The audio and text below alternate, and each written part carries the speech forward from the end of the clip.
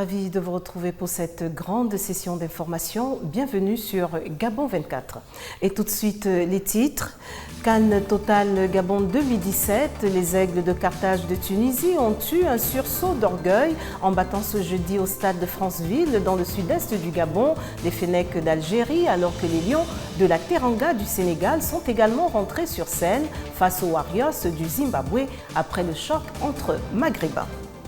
En Gambie, la tension est très vive. Le Conseil de sécurité de l'ONU vote ce jeudi une résolution pour une intervention militaire pour permettre la passation de pouvoir entre le président élu et le sortant, Yahya Jammeh, qui refuse de partir. Adama Barrow a prêté serment ce jeudi à l'ambassade de Gambie à Dakar. Et nous irons en Ukraine où un bébé a été conçu par fécondation in vitro avec l'ADN de 3 parents différents selon une technique améliorée utilisée pour la première fois, a annoncé ce mercredi le directeur d'une clinique spécialisée de Kiev, alors que le sujet inquiète les gardiens de l'éthique. Voilà pour les titres. Madame, Monsieur, voici votre journal. Et nous l'ouvrons avec la page du Gabon et nous sommes à la CAN Total 2017. Tout d'abord, coup d'envoi de la poule B en deuxième journée dans cette Coupe d'Afrique des Nations CAN Total Gabon 2017. Le stade de Franceville, dans le sud-est du pays, accueille dans cette deuxième journée de la poule B les Lions de la Teranga du Sénégal et les Warriors du Zimbabwe après le choc entre voisins maghrébins. Ce match a tourné à l'avantage de la Tunisie qui a disposé de l'Algérie par un score de 2-1, battu d'entrée par le Sénégal. Les Aigles de Carthage n'avaient pas droit à l'erreur. Et nous parlons toujours de cette CAN. Cette fois, le Gabon est en danger. En restant dans cette CAN, les Panthères du Gabon sont sur une mauvaise trajectoire pour la suite de la compétition. Le 11 national n'a pas pu faire mieux hier après-midi. Un match nul face aux étalons du Burkina Faso. Un deuxième nul après celui réalisé face au Kala de Guinée. Bissau j'y arrive en début de compétition. Les détails dans ce regard d'Ismaël Obianzé. Accroché une deuxième fois dans cette CAN 2017 par le Burkina Faso après un nul initial contre la Guinée-Bissau, un but partout, les Panthères sont désormais dans une position inconfortable avant leur dernier match de la phase de groupe face au Cameroun dimanche prochain. Depuis le début de la CAN, le Gabon, pays organisateur, a du mal à gérer la pression. Face au Burkina Faso, les partenaires des Pierre-Emerick Aubameyang peinaient à entrer dans leur match. Apathiques et timides, les Gabonais ont été inefficaces dans leur utilisation du ballon. Offensivement, les joueurs de José Antonio Camacho cherchent beaucoup trop souvent l'ancien buteur de l'AS Saint-Étienne, parfois au détriment des autres. Après la sortie sur blessure de Pitropa, Nakoulma, son remplaçant, est venu glacer le stade de l'Amitié à la 22e minute. Le Burkinabé a pris le dessus sur Ekwele Manga avant de conclure de manière un peu brouillonne. Cela dépend si nous battons le Cameroun, on se qualifie. Donc nous dépendons seulement et exclusivement de nous-mêmes. Et pareillement, le Cameroun dépendra de lui-même. Le Burkina et la Guinée dépendront d'eux-mêmes. C'est ce qui est bon dans le football et dans la compétition.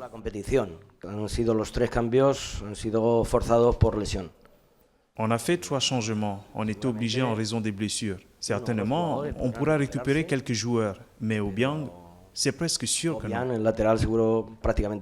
Heureusement pour le Gabon, Pierre-Emerick Aubameyang est toujours là pour rassurer les siens lorsque les difficultés pointent le bout de leur nez. En égalisant sur pénalty 15 minutes après l'ouverture du score du Burkina Faso, l'attaquant du Borussia Dortmund a remis sa sélection sur le bon chemin. Bouanga a également été performant, mais comme lors du premier match, le réalisme n'a pas été au rendez-vous. Avec un peu plus de réussite, les étalons très vaillants aurait pu espérer mieux. Idem pour le Gabon, mais à force de gâcher, le pays organisateur pourrait bien s'en mordre les doigts dimanche prochain.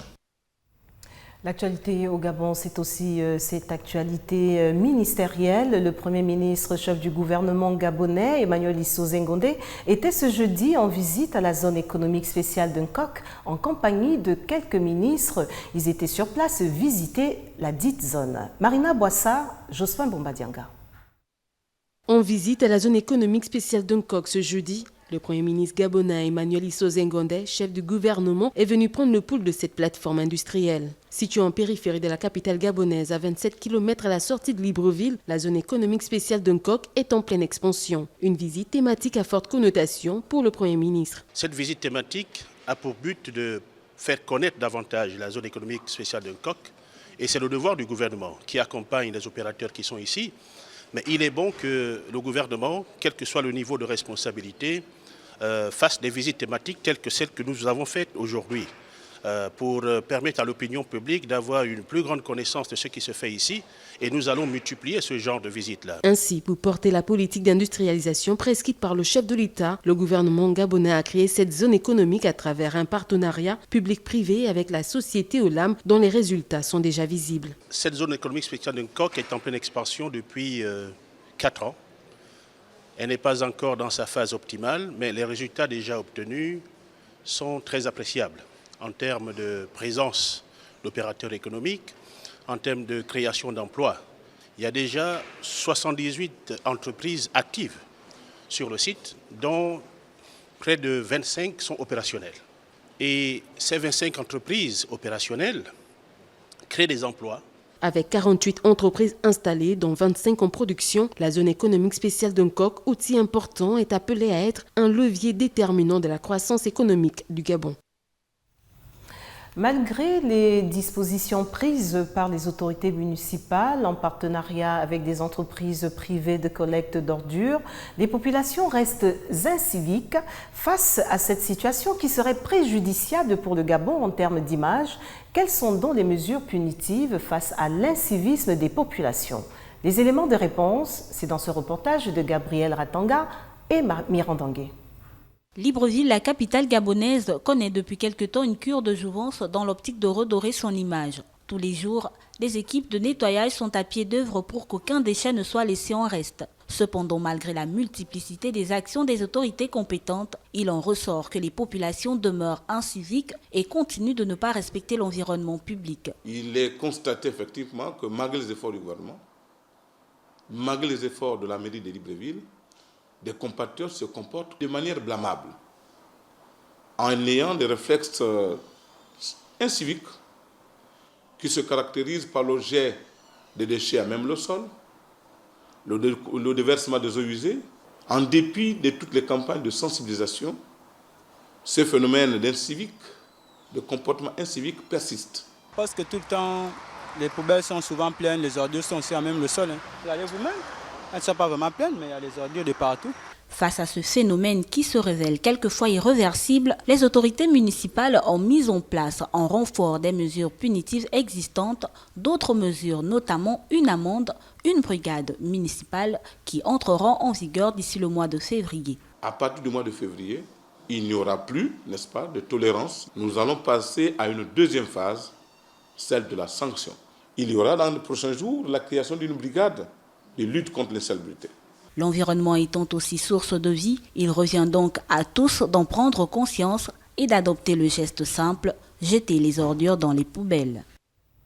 Poursuivons avec cette note d'éducation. Entre les incompréhensions relatives au calendrier scolaire, les grèves à répétition, le Gabon est confronté à des cas de violence extrêmes dans ses écoles, un phénomène presque nouveau et qui exige des mesures urgentes. Le dossier est sur la table du gouvernement, en témoignent les propos de Florentin Moussavou, ministre de l'Éducation nationale et de l'Éducation civique, lors de son passage dans la matinale de Gabon 24 ce jeudi. Le compte-rendu, Linda Gaël Maganga. Face aux violences enregistrées dans les établissements scolaires du Gabon, le ministère de l'Éducation nationale renforce les mesures sécuritaires. Nous avons pris des mesures conservatoires immédiates qui ont consisté d'abord, pour moi, à aller rencontrer les parents d'élèves, puisque la police avait pu mettre la main sur 14 de ces élèves qui ont opéré cette vendetta. Nous avons pris donc des mesures d'exclusion définitive de ces élèves. Il faut prendre le temps de la réflexion, c'est nécessaire. Il faut absolument associer tous ceux qui sont en mesure de réfléchir sur la question. Il s'agit bien sûr des pédagogues, il s'agit bien entendu aussi de ceux qui, par leur formation, par leur métier, sont en mesure d'aider à comprendre comment ce genre de fait se constitue. Toujours dans l'optique d'améliorer l'environnement éducatif, le ministre en charge de l'éducation fait le point des avancées en ce qui concerne le cahier des charges des partenaires sociaux. Le partenariat social entre l'État et les syndicats consiste en fait à partager, c'est-à-dire que chacun aille vers l'autre. C'est-à-dire que les efforts du gouvernement pour régler les problèmes des professionnels de l'éducation doivent être pris en compte tout autant, bien sûr, que les syndicats doivent reconnaître que là, nous avons des avancées. Et au niveau du gouvernement, nous avons les cahiers des charges des syndicats dont nous déroulons la réalisation des exigences chaque fois que cela est possible. Quelles que soient les raisons des violences enregistrées dans les établissements qui perturbent le cadre scolaire, la responsabilité de tous est engagée pour y mettre un terme définitif. L'Union des jeunes du Parti démocratique gabonais s'implique dans la résolution des maux qui minent la jeunesse gabonaise. Elle vient de concevoir une feuille de route dédiée à cette jeunesse intitulée Plan septennal 2016-2023. Le document a été remis ce jeudi à Libreville au Premier ministre, chef du gouvernement. Kevin Oswald-Dukaga, Joël Tatou.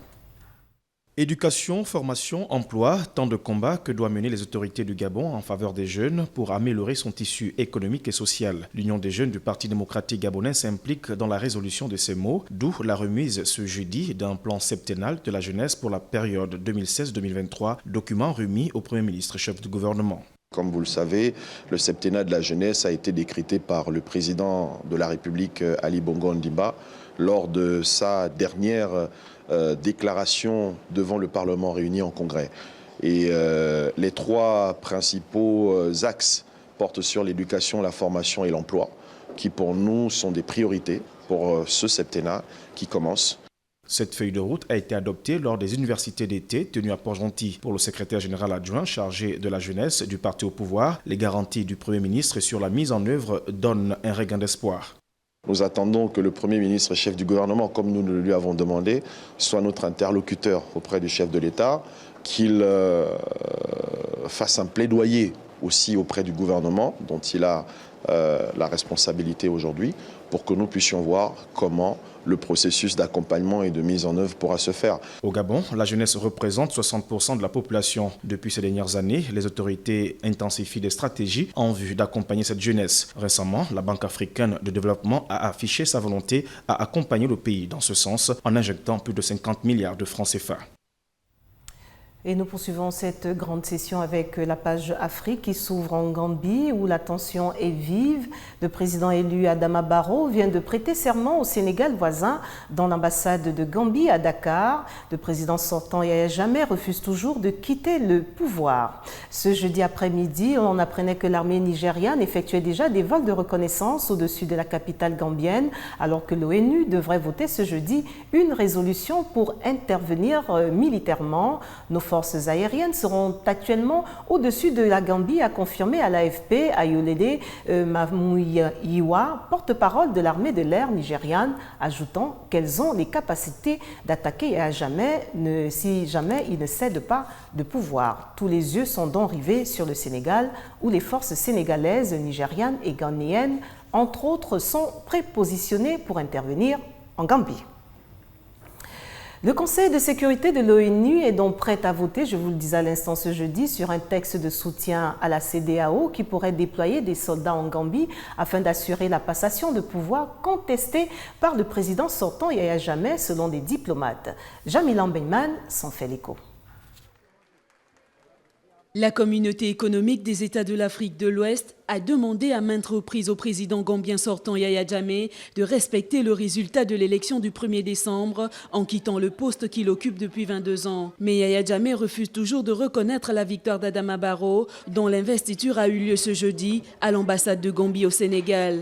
Le Sénégal avait présenté mercredi un projet de résolution du Conseil de sécurité autorisant la CEDEAO à prendre toutes les mesures nécessaires pour assurer la passation de pouvoir. Cette formule a été supprimée du nouveau texte sur lequel un vote est prévu et qui appelle le Conseil de sécurité à apporter tout son soutien à la CEDEAO dans son engagement à assurer le respect et la volonté du peuple. Le projet de résolution presse Yahya Jammeh de mener un processus de transition pacifique et ordonné et de transmettre le pouvoir au président élu Adama Barrow le 19 janvier. Il exhorte toutes les parties à l'intérieur et à l'extérieur de la Gambie à faire preuve de retenue, à respecter l'état de droit et à assurer un transfert pacifique du pouvoir. Le projet de résolution du Sénégal mercredi relevait que l'instabilité en Gambie pourrait menacer la paix internationale et la sécurité de la région. Allons maintenant en Côte d'Ivoire où la tension est aussi fébrile. Les autorités ivoiriennes ont appelé au calme ce mercredi, promettant d'améliorer les conditions de vie de toutes les forces de l'ordre pour enrayer le mouvement de colère des militaires et gendarmes qui menacent de dégénérer en révolte généralisée. Iris Boussougou. Les autorités ivoiriennes appellent au calme après de nouveaux soubresauts enregistrés au sein de l'armée du pays. Elles promettent en effet d'améliorer les conditions de vie de toutes les forces de l'ordre pour enrayer le mouvement de colère des militaires et de gendarmes qui menacent de dégénérer en révolte généralisée. Il est à noter que ces soldats, issus des ex-forces armées des Forces Nouvelles, FAFN, avaient été désignés pour participer à des opérations de sécurisation du processus de sortie de crise de 2007 à 2011. Durant toute cette période, ces soldats n'ont perçu ni prime, ni salaire, contrairement aux autres soldats. La question, c'est le retour au calme, le retour des militaires en caserne, la satisfaction, quand c'est justifié, des revendications qui, pour la plupart d'ailleurs, étaient prévues par la loi de programmation militaire. Selon un nouveau bilan annoncé par le gouvernement, les violences de ces dernières heures ont fait des morts à Yamoussoukro, la capitale politique ivoirienne. La situation peut être alarmante, mais ils peuvent nous faire confiance. Nous travaillons toutes les heures pour que le calme revienne définitivement. C'est des vrais problèmes que nous avons avec un corps qui est très sensible, qui sont donc les forces de sécurité et de défense. Donc il faut aborder, comme le ministre de la Défense l'a dit, ces questions-là avec beaucoup de prudence, beaucoup d'attention, c'est ce que nous faisons. Selon certaines informations, la marge de manœuvre du gouvernement est faible et les finances ne sont pas au mieux avec les tensions à la baisse du prix du cacao dont le pays est le premier producteur mondial. Pendant ce temps, au Nigeria, les opérations de secours restaient extrêmement difficiles ce mercredi dans le nord-est du pays où l'armée de l'air a bombardé par erreur mardi un camp de déplacés faisant au moins 70 morts selon un dernier bilan du Comité international de la Croix-Rouge qui pourrait encore s'alourdir. Le récit de Larissa Matsumo. L'organisation des évacuations et des premiers secours représente un défi dans cette région isolée. Près de la frontière camerounaise, où sont toujours retranchés de nombreux combattants islamistes de Boko Haram. Quelques heures après l'attaque de mardi, un hélicoptère et une équipe chirurgicale du CICR ont été déployés à Ran, dans le nord de l'état du Borno, où l'ONG Médecins sans frontières coordonne la prise en charge des blessés. Il faut s'assurer que le gouvernement fédéral et le gouvernement de l'état de Borno feront tout pour s'occuper de ceux qui sont blessés. Et le président a ordonné de s'assurer que ce genre d'incidents malheureux ne se reproduisent pas. Seuls 9 patients dans un état critique ont pu être évacués mardi vers Maïdougouri, capitale de la région relativement sécurisée. Hier, nous avons eu 9 blessés. Aujourd'hui, nous en avons 27. Et le plus jeune est un bébé de 7 mois. C'est un bébé blessé au cou par des éclats d'obus.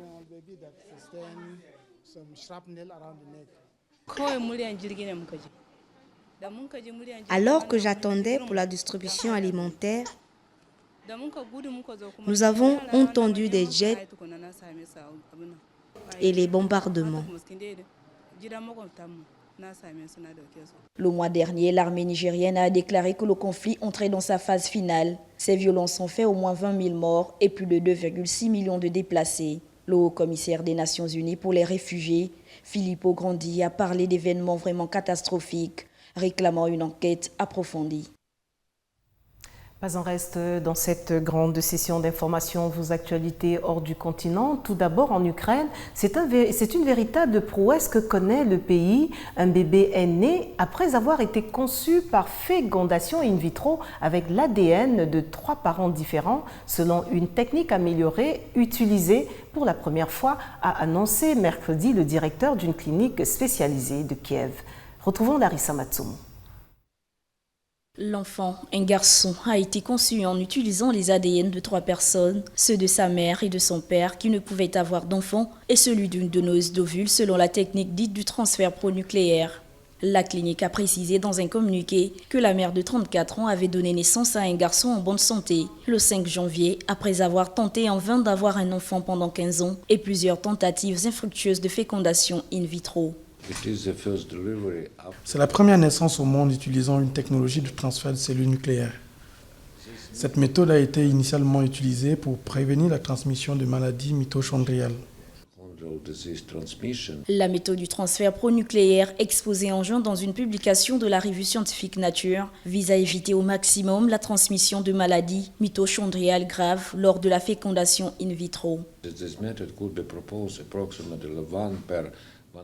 Je pense que cette méthode pourrait être proposée à environ une femme sur 150 ou une femme sur 200 qui viennent dans les cliniques reproductives. C'est une maladie très rare, mais malgré cela, nous avons 1 pour 200 qui ont besoin de cette méthode.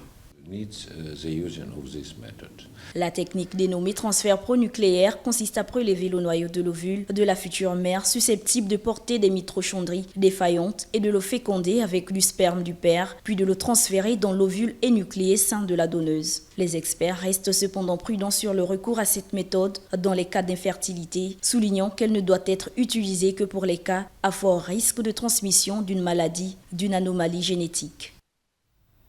Aux États-Unis, l'heure est au bilan à la prise de fonction de Barack Obama. La crise immobilière et financière est à son plus haut niveau. 8 ans plus tard, Donald Trump hérite tout de même d'une économie en bien meilleure santé. Des centaines de milliers d'Américains obligés de quitter leur maison, Wall Street qui chavire et un marché du travail en chute libre, la crise est au plus haut quand Barack Obama prend ses fonctions en 2009. Notre croissance chutait de 8%, ce qui est énorme. C'est ce qu'on peut appeler un cauchemar. Nous perdions des centaines et des centaines de milliers d'emplois chaque mois. Pendant le premier trimestre 2009, nous avons perdu plus de 2 millions d'emplois. Ça donne une idée de l'ampleur de la récession. Barack Obama lance un grand plan de relance. Il autorise le gouvernement à dépenser plus de 800 milliards de dollars. Le chômage commence à baisser à la fin de sa première année au pouvoir et les créations d'emplois se poursuivent pendant plus de 6 ans, un record. La croissance économique américaine dépasse alors celle de tous les autres pays développés. Il est assez difficile de trouver des statistiques macroéconomiques qui contredisent le côté positif de l'économie américaine, en particulier si l'on compare à nos voisins américains. Cela dit, et c'est important surtout pour les conséquences de l'élection, cela ne veut pas dire que tout le monde bénéficie de cette vision macroéconomique. De nombreux Américains ont quitté le marché du travail. Le revenu moyen est inférieur de 4 000 $ par an à ce qu'il était lorsque Bill Clinton a quitté ses fonctions. Le pouvoir d'achat est en baisse et les emplois précaires en hausse. Regardez cet endroit. Où peuvent aller tous ces jeunes après l'école? Ils n'ont pas de travail. Je me suis tuée au travail toute ma vie. Mon mari vient de faire un infarctus et je me suis fait virer. Cette colère, Trump l'a bien comprise. Il promet de retoquer presque toutes les mesures prises par Barack Obama en 8 ans à la Maison-Blanche. Mais il y a une chose qu'on ne peut retirer au président sortant, c'est d'avoir réussi à transformer une récession en un taux d'emploi record. Et puis, cap sur la France, la 25e édition du FESPACO, le Festival panafricain du cinéma et de la télévision de Ouagadougou, se tiendra du 25 février au 4 mars 2017. Formation et métiers du cinéma et de l'audiovisuel, tel est le thème du FESPACO de cette année. Le délégué général du FESPACO, Ardiouma Soma, était ce jeudi matin à Paris pour une conférence de présentation du festival. En témoigne ce regard de notre correspondant à Paris, Louis Kemayou. Le plus grand rendez-vous du cinéma africain se déroulera du 25 février au 4 mars dans la capitale burkinabé.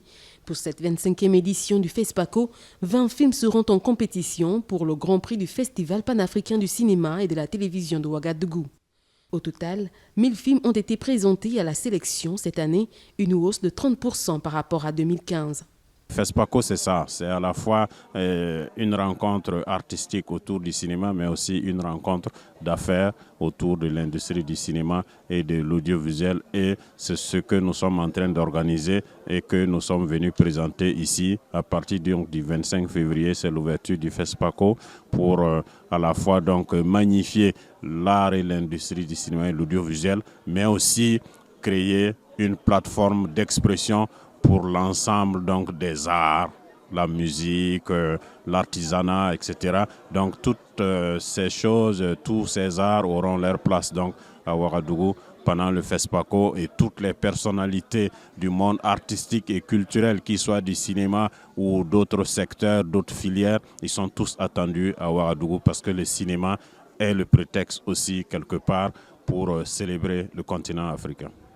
Les réalisateurs des 20 films en cours sont issus des 15 pays du continent, parmi eux 2 Ivoiriens et 3 Burkinabés. Les autres sont originaires du Maroc, de la Tunisie, de la Guadeloupe, du Bénin, du Ghana, du Mali, du Niger, du Sénégal, de la Tanzanie, du Cameroun, de l'Éthiopie, de l'Algérie et de l'Afrique du Sud. La 25e édition du FESPACO, qui rassemble toutes les années impaires la crème des réalisateurs, comédiens, techniciens du 7e art africain, aura comme thème « Formation et métiers du cinéma et de l'audiovisuel ». Le rappel des titres avant de refermer cette grande session. CAN Total Gabon 2017, les Aigles de Carthage de Tunisie ont eu un sursaut d'orgueil en battant ce jeudi au stade de Franceville dans le sud-est du Gabon les Fennecs d'Algérie, alors que les Lions de la Teranga du Sénégal sont également rentrés sur scène face aux Warriors du Zimbabwe après le choc entre Maghrébins. En Gambie, la tension est très vive. Le Conseil de sécurité de l'ONU vote ce jeudi une résolution pour une intervention militaire pour permettre la passation de pouvoir entre le président élu et le sortant, Yahya Jammeh, qui refuse de partir. Adama Barrow a prêté serment ce jeudi à l'ambassade de Gambie à Dakar. Vous l'avez vu, en Ukraine, un bébé a été conçu par fécondation in vitro avec l'ADN de 3 parents différents selon une technique améliorée utilisée pour la première fois, a annoncé ce mercredi le directeur d'une clinique spécialisée de Kiev, alors que le sujet inquiète toujours les gardiens de l'éthique. Voilà, Madame, Monsieur, tout ce qui a retenu notre attention pour cette grande session d'information. Au nom de toute l'équipe, merci de nous rester fidèles. L'information continue sur Gabon 24, mais en attendant, n'oubliez surtout pas que quoi qu'il arrive entre-temps, gardez le sourire. Au revoir.